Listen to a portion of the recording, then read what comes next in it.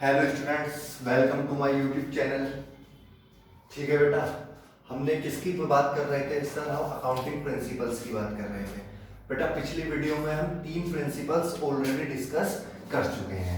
ठीक है बेटा, सबसे पहली चीज, पढ़ाई की छोड़कर अभी 1 मिनट आप अपने पेन कॉपी रख दीजिए। पहले आप मेरी बात सुनिए बेटा। आपका अगर कोई भी डाउट होता है, ठीक है, आप मुझे कमेंट सेक्शन में लिख सकते हैं अगर आपका कोई भी डाउट है। ठीक है बेटा, दूसरी चीज, चैनल को सब्सक्राइब करना ना भूलें, वीडियो को लाइक करना ना भूलें, शेयर करना ना भूलें। ठीक है, अब बेटा हम स्टार्ट करते हैं अपनी आज की class. Principle number 4, principle of conservatives और प्रिंसिपल ऑफ प्रूडेंस। ठीक है बेटा, ये क्या होता बेटा? ये ना, एक बात बताइए, ये कहता है कि अगर मुझे ये पता है कि कल को मेरा नुकसान हो जाएगा, मेरा कल ना जो आने वाला कल है तब मुझे नुकसान हो सकता है, ठीक है, और मुझे आने वाले कल में प्रॉफिट भी हो सकता है, यानी कि मेरे पास दोनों सर्कमस्टांसेस है। मुझे 20 रुपए का नुकसान हो सकता है कल को, ठीक है, और 30 रुपए का मुझे प्रॉफिट हो सकता है, ठीक है बेटा, कल को। तो बेटा ये पता क्या कहता है कि मैनेजमेंट जो मेरा कल को नुकसान होगा, जो मेरा कल को नुकसान होने वाला, उसे तो मैं अभी रिकॉर्ड करूंगा, ठीक है, जबकि जो प्रॉफिट है उसे ना बेटा मैं उसी दिन रिकॉर्ड करूंगा जिस दिन मेरा वो एक्चुअल में प्रॉफिट होगा। सर मतलब बेटा जो कल को होने वाला नुकसान है उसे तो आज ही रिकॉर्ड कर लो। अच्छा सर, और जो कल को होने वाला प्रॉफिट है उसे कब रिकॉर्ड करोगे? जिस दिन वो प्रॉफिट होगा, ठीक है बेटा। According to this principle if the management anticipate loss, अगर बेटा उन्हें क्या पता चलता है कि भाई हमें लॉस होने वाला है, क्या होने वाला है बेटा? लॉस होने वाला है, provision should be made for loss. बेटा मैं क्या बनाऊंगा? प्रोविजंस बनाऊंगा उसके लिए, यानी कि उसके लिए पैसा अलग उठाकर रख दूंगा। But if it is anticipated profit, अगर मुझे क्या पता चलेगा कि भाई मुझे प्रॉफिट होने वाला है, it should not be recorded, उसे मैं रिकॉर्ड नहीं करूंगा in the books of account unless and until it is realise, जब तक वो हो नहीं जाता। यानी कि बेटा जो कल का नुकसान है, ठीक है, उसे तो मैं आज ही रिकॉर्ड कर लूंगा, जो मेरा प्रॉफिट है उसे कब रिकॉर्ड करूंगा? जिस दिन वो मुझे वास्तव में होगा। आया समझ में या नहीं? सर हमारी समझ में ना ये आया। ये प्रिंसिपल कहता है अगर मुझे कल को नुकसान होने वाला है, ठीक है बेटा, सपोज करिए आपको ना बेटा एक जादुई शक्ति पता चल गई, आपको ये पता चला भाई कल को मेरी जेब में से ना 20 रुपए खो जाएंगे, ठीक है, और मुझे ना मेरे पापा 30 रुपए दे देंगे। तो बेटा जो खो जाएंगे, अकाउंट कहता है जो आपका पैसा खो जाएगा कल को उसे तो आज ही रिकॉर्ड करो, और जो आपके पापा आपको देंगे, जो आपको प्रॉफिट होगा, उसे तब रिकॉर्ड करोगे जब आपके पापा आपको देंगे, जब वो वास्तव में आपको मिल जाएगा। आया बेटा समझ में या नहीं? हाँ सर हमारी समझ में ये आया। अगर लॉस है तो उसे आज ही रिकॉर्ड कर लो, प्रॉफिट है तो उसे तब रिकॉर्ड करेंगे जब वो वास्तव में होगा, ठीक है बेटा? हाँ सर हाँ। देखिए बेटा इसी कंसेप्ट के अकॉर्डिंग जो मेरा क्लोजिंग स्टॉक होता है, सर क्लोजिंग स्टॉक आपने बताया था जो मेरा अनसोल्ड स्टॉक होता है ईयर के एंड में, हाँ बेटा, उसे मैं वैल्यू करता हूं बेटा कॉस्ट और मार्केट प्राइस। सर ये क्या होता है बेटा? कॉस्ट का मतलब तो ये है कि उसके बनाने में कितनी लागत आई, और मार्केट प्राइस का मतलब होता है उसकी मार्केट में कितनी कीमत है, ठीक है बेटा। जो भी दोनों में से कम होगी मैं उसे शो करूंगा। सर कैसे बेटा? सपोज करिए मेरे क्लोजिंग स्टॉक की ना कॉस्ट तो आई थी 1 लाख की, ठीक है, और बेटा इसकी ना मार्केट वैल्यू बैठ रही है 80,000 की, ठीक है बेटा। इसका मतलब क्या है? जब मेरा ये सेल होगा तो कितने में बिकेगा बेटा? 80,000 में। तो बेटा मैंने अभी आपसे क्या कहा? जो मेरे होने वाले नुकसान है उसे आज ही रिकॉर्ड कर लो। तो क्लोजिंग स्टॉक को किस पे रिकॉर्ड करूंगा? मार्केट वैल्यू पे। अगर बेटा यहीं पर क्या होता, मेरे क्लोजिंग स्टॉक की कीमत तो है 1 लाख, मार्केट वैल्यू कितनी है बेटा? 1,80,000, यानी कि जब मैं बेचूंगा तब मुझे प्रॉफिट होगा। क्या कहता है बेटा ये प्रिंसिपल? प्रॉफिट तब रिकॉर्ड करूंगा जिस दिन वो वास्तव में होगा, अभी थोड़ी होगा नहीं। तो बेटा किस में रिकॉर्ड करूंगा? कॉस्ट पे। आया समझ में बेटा? कॉस्ट और market value which ever is lower, दोनों में से जो भी कम होगी मैं उस पर रिकॉर्ड करूंगा। मैं बेटा प्रोविजन फॉर डाउटफुल डेब्ट्स बनाता हूं। सर ये क्या होता है? बेटा मैं माल, देखिए मैं बिजनेस कर रहा हूं तो मैं उधार भी माल बेचता हूँ, केवल कैश पे तो बिजनेस चलेगा नहीं, मुझे उधार भी बेचना पड़ेगा। हाँ सर हाँ। बेटा जिन्हें मैं उधार बेचता हूँ वो क्या कहलाते हैं मेरे सर? डेटर्स कहलाते हैं। तो बेटा क्या मुझे सारा पैसा मिल जाता है? मेरा कुछ पैसा ऐसा भी तो होता होगा जो डूब जाता होगा, जो मुझे मिलता नहीं होगा। हाँ सर हाँ। जिसका मुझे अनुमान रहता है कि भाई ये पैसा डूब सकता है, यानी कि बेटा मेरा नुकसान होगा, मेरा लॉस होगा, तो आज ही रिकॉर्ड कर लूंगा। जो भी मेरे प्रोविजन फॉर डाउटफुल डेब्ट्स बनते हैं बेटा, ये आने वाले चैप्टर में हम क्या पढ़ेंगे? इन्हें डिटेल में पढ़ेंगे। ठीक है, आया समझ में बेटा? हाँ सर हाँ। बेटा अब आता है डुअल एक्सपेक्ट और डुअलिटी प्रिंसिपल। सर ये क्या होता है? बेटा अकाउंटिंग के दो एक्सपेक्ट होते हैं, मैंने आपको बताया था, एक डेबिट और एक क्रेडिट। हाँ सर आपने बताया था लेफ्ट हैंड साइड डेबिट होती है, राइट हैंड साइड मेरी क्रेडिट होती है। हाँ तो बेटा मैं अकाउंटिंग ट्रांजैक्शन जब भी रिकॉर्ड करूंगा तो बेटा मैं ना डेबिट और क्रेडिट दोनों को रिकॉर्ड करूंगा। ठीक है, ये नहीं कि मैंने केवल डेबिट रिकॉर्ड कर लिया, मैं दोनों एक्सपेक्ट को, both expect of accounting is recorded, मैं दोनों एक्सपेक्ट अकाउंटिंग के जो डेबिट है और क्रेडिट है दोनों को रिकॉर्ड करूंगा विद इक्वल अमाउंट। बेटा अमाउंट भी क्या होगी? उनकी इक्वल होगी। अमाउंट क्या होनी चाहिए बेटा? इक्वल होनी चाहिए। आया समझ में या नहीं सर? हमारी समझ में ये आया। अकाउंटिंग के दो एक्सपेक्ट होते हैं, एक डेबिट और क्रेडिट। हाँ बेटा शाबाश। जब भी हम बिजनेस ट्रांजैक्शन को रिकॉर्ड करेंगे तो बेटा डेबिट और क्रेडिट दोनों एक्सपेक्ट को रिकॉर्ड करेंगे विद इक्वल अमाउंट, यानी कि अगर डेबिट में 100 रुपए है तो क्रेडिट में भी 100 रुपए आएंगे। ठीक है बेटा? हाँ सर हाँ। बेटा जैसे सोहन स्टार्टेड, मैंने एक एग्जांपल लिया, Sohan started business with cash 1 lakh. बेटा एक बात बताइए, सोहन ने बिजनेस शुरू करा है, ठीक है बेटा, सोहन ने क्या करा? बिजनेस शुरू करा है, ठीक है, कितने रुपए से? 1 लाख से। तो बेटा 1 लाख से क्या हो गई? मेरी कैपिटल इंक्रीज हो गई। ठीक है, 1 लाख से मेरी क्या हो गई? कैपिटल इंक्रीज हो गई। कैपिटल का मतलब क्या होता है बेटा? मेरी लायबिलिटी बढ़ गई। हाँ सर हाँ। बेटा जब 1 लाख रुपए से कैपिटल बढ़ गया तो मेरे पास कैश आया होगा या नहीं आया होगा?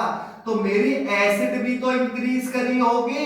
हाँ सर हाँ। आया समझ में बेटा? मैं अकाउंटिंग के दोनों एक्सपेक्ट को रिकॉर्ड करता हूं विद इक्वल अमाउंट। 1 लाख से कैश बढ़ा मेरा, 1 लाख से मेरी कैपिटल बढ़ी। बेटा इसी कंसेप्ट के अकॉर्डिंग जो मेरी टोटल एसेट होती है ना बेटा, जो टोटल एसेट होती है वो आउटसाइड लायबिलिटी प्लस कैपिटल होती है बेटा। कैपिटल क्या हुआ? जो बिजनेसमैन ने पैसा लगाया, और आउटसाइड लायबिलिटी क्या होती है? कैपिटल को छोड़ के बाहर के लोगों से जो मैंने पैसा उधार लिया है वो क्या कहलाती है? Outside liability. और टोटल एसेट जो मेरी संपत्तियां हैं। आया समझ में बेटा या नहीं सर? हमारी समझ में आ गया। अकाउंटिंग के दोनों एक्सपेक्ट को मुझे रिकॉर्ड करना पड़ता है इक्वल अमाउंट के साथ। बेटा टोटल एसेट मेरी आउटसाइड लायबिलिटी प्लस कैपिटल होती है।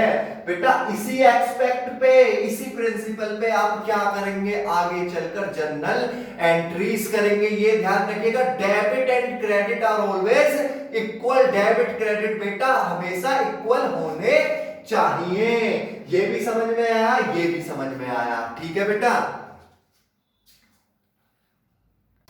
Hello students, welcome to my YouTube channel. ठीक है बेटा, हमने किसकी बात कर रहे थे सर? हम अकाउंटिंग प्रिंसिपल्स की बात कर रहे थे। बेटा पिछली वीडियो में हम 3 प्रिंसिपल्स ऑलरेडी डिस्कस कर चुके हैं।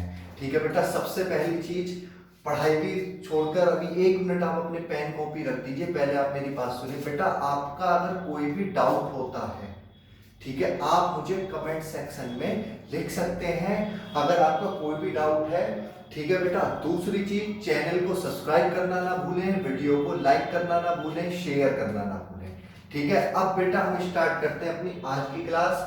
Principle number 4 principle of conservatives और प्रिंसिपल ऑफ प्रूडेंस। ठीक है बेटा, ये क्या होता बेटा, ये ना एक बात बताइए, ये कहता है कि अगर मुझे ये पता है कि कल को मेरा नुकसान हो जाएगा, मेरा कल ना जो आने वाला कल है तब मुझे नुकसान हो सकता है, ठीक है, और मुझे आने वाले कल में प्रॉफिट भी हो सकता है, यानी कि मेरे पास दोनों सर्कमस्टांसेस है, मुझे 20 रुपए का नुकसान हो सकता है कल को, ठीक है, और 30 रुपए का मुझे प्रॉफिट हो सकता है, ठीक है बेटा, कल को। तो बेटा ये पता क्या कहता है कि मैनेजमेंट जो मेरा कल को नुकसान होगा, जो मेरा कल को नुकसान होने वाला उसे तो मैं अभी रिकॉर्ड करूंगा, ठीक है, जबकि जो प्रॉफिट है उसे ना बेटा मैं उसी दिन रिकॉर्ड करूंगा जिस दिन मेरा वो एक्चुअल में प्रॉफिट होगा। सर मतलब बेटा जो कल को होने वाला नुकसान है उसे तो आज ही रिकॉर्ड कर लो, अच्छा सर, और जो कल को होने वाला प्रॉफिट है उसे कब रिकॉर्ड करोगे, जिस दिन वो प्रॉफिट होगा, ठीक है बेटा। According to this principle if the management anticipate loss, अगर बेटा उन्हें क्या पता चलता है कि भाई हमें लॉस होने वाला है, क्या होने वाला है बेटा, लॉस होने वाला है, provision should be made for loss, बेटा मैं क्या बनाऊंगा, प्रोविजंस बनाऊंगा उसके लिए, यानी कि उसके लिए पैसा अलग उठाकर रख दूंगा। But if it is anticipated profit, अगर मुझे क्या पता चलेगा कि भाई मुझे प्रॉफिट होने वाला है, it should not be recorded, उसे मैं रिकॉर्ड नहीं करूंगा in the books of account unless and until it is realise, जब तक वो हो नहीं जाता, यानी कि बेटा जो कल का नुकसान है, ठीक है, उसे तो मैं आज ही रिकॉर्ड कर लूंगा, जो मेरा प्रॉफिट है उसे कब रिकॉर्ड करूंगा, जिस दिन वो मुझे वास्तव में होगा। आया समझ में या नहीं सर, हमारी समझ में ना ये आया, ये प्रिंसिपल कहता है अगर मुझे कल को नुकसान होने वाला है, ठीक है बेटा, सपोज करिए आपको ना बेटा एक जादुई शक्ति पता चल गई, आपको ये पता चला भाई कल को मेरी जेब में से ना 20 रुपए खो जाएंगे, ठीक है, और मुझे ना मेरे पापा 30 रुपए दे देंगे, तो बेटा जो खो जाएंगे, अकाउंट कहता है जो आपका पैसा खो जाएगा कल को उसे तो आज ही रिकॉर्ड करो, और जो आपके पापा आपको देंगे, जो आपको प्रॉफिट होगा उसे तब रिकॉर्ड करोगे जब आपके पापा आपको देंगे, जब वो वास्तव में आपको मिल जाएगा। आया बेटा समझ में या नहीं? हाँ सर, हमारी समझ में ये आया, अगर लॉस है तो उसे आज ही रिकॉर्ड कर लो, प्रॉफिट है तो उसे तब रिकॉर्ड करेंगे जब वो वास्तव में होगा, ठीक है बेटा? हाँ सर, हाँ।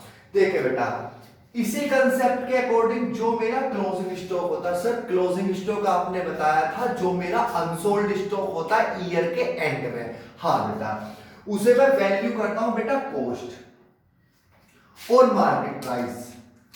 सर ये क्या होता है बेटा? कॉस्ट का मतलब तो ये है कि उसके बनाने में कितनी लागत आई, और मार्केट प्राइस का मतलब होता है उसकी मार्केट में कितनी कीमत है, ठीक है बेटा? जो भी दोनों में से कम होगी मैं उसे शो करूंगा। सर कैसे बेटा? सपोज करिए मेरे क्लोजिंग स्टॉक की ना कॉस्ट तो आई थी 1 लाख की, ठीक है, और बेटा इसकी ना मार्केट वैल्यू बैठ रही है 80,000 की, ठीक है बेटा? इसका मतलब क्या है, जब मेरा ये सेल होगा तो कितने में बिकेगा बेटा? 80,000 में। तो बेटा मैंने भी आपसे क्या कहा, जो मेरे होने वाले नुकसान है उसे आज ही रिकॉर्ड कर लो, तो क्लोजिंग स्टॉक को किस पे रिकॉर्ड करूंगा? मार्केट वैल्यू पे। अगर बेटा यहीं पर क्या होता, मेरे क्लोजिंग स्टॉक की कीमत तो है 1 लाख, मार्केट वैल्यू कितनी है बेटा? 1,80,000, यानी कि जब मैं बेचूंगा तब मुझे प्रॉफिट होगा। क्या कहता है बेटा ये प्रिंसिपल? प्रॉफिट तब रिकॉर्ड करूंगा जिस दिन वो वास्तव में होगा, अभी थोड़ी होगा नहीं। तो बेटा किस पे रिकॉर्ड करूंगा? कॉस्ट पे। आया समझ में बेटा? कॉस्ट और market value which ever is lower, दोनों में से जो भी कम होगी मैं उस पर रिकॉर्ड करूंगा। मैं बेटा प्रोविजन फॉर डाउटफुल डेब्ट्स बनाता हूं। सर ये क्या होता है बेटा? मैं माल, देखिए मैं बिजनेस कर रहा हूं तो मैं उधार भी माल बेचता हूँ, केवल कैश पे तो बिजनेस चलेगा नहीं, मुझे उधार भी बेचना पड़ेगा। हाँ सर, हाँ बेटा, जिन्हें मैं उधार बेचता हूँ वो क्या कहलाते हैं मेरे सर? डेटर्स कहलाते हैं। तो बेटा क्या मुझे सारा पैसा मिल जाता है? मेरा कुछ पैसा ऐसा भी तो होता होगा जो डूब जाता होगा, जो मुझे मिलता नहीं होगा। हाँ सर हाँ, जिसका मुझे अनुमान रहता है कि भाई ये पैसा डूब सकता है, यानी कि बेटा मेरा नुकसान होगा, मेरा लॉस होगा, तो आज ही रिकॉर्ड कर लूंगा। जो भी मेरे प्रोविजन फॉर डाउटफुल डेब्ट्स बनते हैं बेटा, ये आने वाले चैप्टर में हम क्या पढ़ेंगे, इन्हें डिटेल में पढ़ेंगे। ठीक है, आया समझ में बेटा? हाँ सर हाँ। बेटा अब आता है डुअल एक्सपेक्ट और डुअलिटी प्रिंसिपल। सर ये क्या होता है? बेटा अकाउंटिंग के दो एक्सपेक्ट होते हैं, मैंने आपको बताया था एक डेबिट और एक क्रेडिट। हाँ सर आपने बताया था लेफ्ट हैंड साइड डेबिट होती है, राइट हैंड साइड मेरी क्रेडिट होती है। हाँ तो बेटा मैं अकाउंटिंग ट्रांजैक्शन जब भी रिकॉर्ड करूंगा तो बेटा मैं ना डेबिट और क्रेडिट दोनों को रिकॉर्ड करूंगा। ठीक है, ये नहीं कि मैंने केवल डेबिट रिकॉर्ड कर लिया, मैं दोनों एक्सपेक्ट को, both expect of accounting is recorded, मैं दोनों एक्सपेक्ट अकाउंटिंग के जो डेबिट है और क्रेडिट है दोनों को रिकॉर्ड करूंगा विद इक्वल अमाउंट। बेटा अमाउंट भी क्या होगी उनकी, इक्वल होगी। अमाउंट क्या होनी चाहिए बेटा, इक्वल होनी चाहिए। आया समझ में या नहीं सर? हमारी समझ में ये आया। अकाउंटिंग के दो एक्सपेक्ट होते हैं, एक डेबिट और क्रेडिट। हाँ बेटा शाबाश। जब भी हम बिजनेस ट्रांजैक्शन को रिकॉर्ड करेंगे तो बेटा डेबिट और क्रेडिट दोनों एक्सपेक्ट को रिकॉर्ड करेंगे विद इक्वल अमाउंट, यानी कि अगर डेबिट में 100 रुपए है तो क्रेडिट में भी 100 रुपए आएंगे। ठीक है बेटा? हाँ सर हाँ। बेटा जैसे सोहन स्टार्टेड, मैंने एक एग्जांपल लिया, Sohan started business with cash 1 lakh. बेटा एक बात बताइए, सोहन ने बिजनेस शुरू करा है, ठीक है बेटा, सोहन ने क्या करा, बिजनेस शुरू करा है, ठीक है, कितने रुपए से, 1 लाख से। तो बेटा 1 लाख से क्या हो गई, मेरी कैपिटल इंक्रीज हो गई। ठीक है, 1 लाख से मेरी क्या हो गई, कैपिटल इंक्रीज हो गई। कैपिटल का मतलब क्या होता है बेटा, मेरी लायबिलिटी बढ़ गई। हाँ सर हाँ। बेटा जब 1 लाख रुपए से कैपिटल बढ़ गया तो मेरे पास कैश आया होगा या नहीं आया होगा, तो मेरी एसेट भी तो इंक्रीज करी होगी। हाँ सर हाँ। आया समझ में बेटा? मैं अकाउंटिंग के दोनों एक्सपेक्ट को रिकॉर्ड करता हूं विद इक्वल अमाउंट। 1 लाख से कैश बढ़ा मेरा, 1 लाख से मेरी कैपिटल बढ़ी। बेटा इसी कंसेप्ट के अकॉर्डिंग जो मेरी टोटल एसेट होती है ना बेटा, जो टोटल एसेट होती है वो आउटसाइड लायबिलिटी प्लस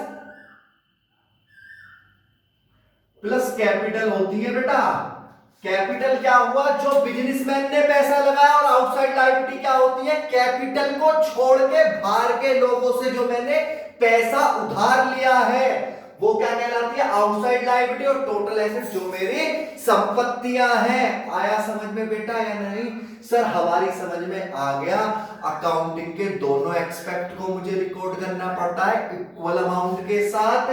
बेटा टोटल एसेट मेरी आउटसाइड लायबिलिटी प्लस कैपिटल होती है। बेटा इसी एक्सपेक्ट पे, इसी प्रिंसिपल पे आप क्या करेंगे, आगे चलकर जर्नल एंट्रीज करेंगे। ये ध्यान रखिएगा, debit and credit are always equal. Debit credit बेटा हमेशा इक्वल होने चाहिए। ये भी समझ में आया, ये भी समझ में आया। ठीक है बेटा?